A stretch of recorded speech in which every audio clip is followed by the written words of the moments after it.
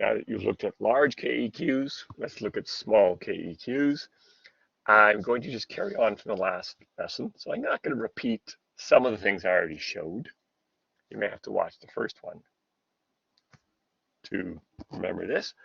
But again, here's our usual reaction. It's equilibrium because that's the unit we're on. Okay. And I'll give you the formula for KEQ later. But let's assume KEQ is really small.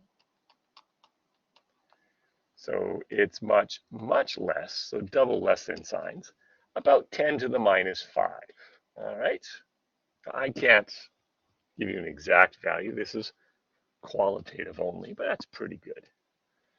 Then, well, how do you get a small number from that ratio?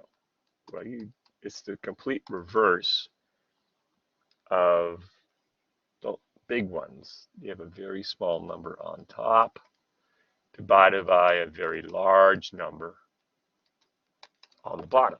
Okay, so what does that mean? Remember, no calculations. At equilibrium,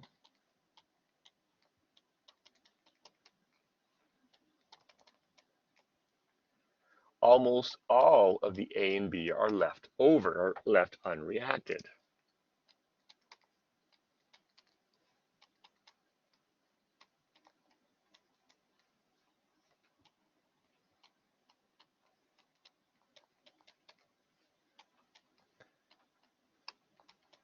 In fact, the little bit that forms C and D, you'd never miss them. So basically the reaction doesn't happen? No, that's not true.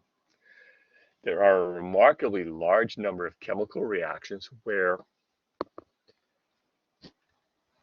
that tiny amount of C and D, they're very important. And you're going to learn to hate small KEQ values.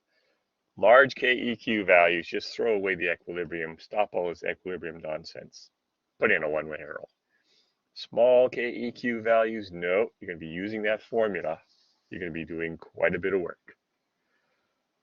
Okay, but for now, that's how you interpret small and large KEQ. Now, what about the ones in the middle?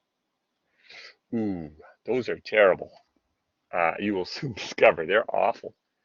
They are the worst amount of work that you'll ever run into in this course.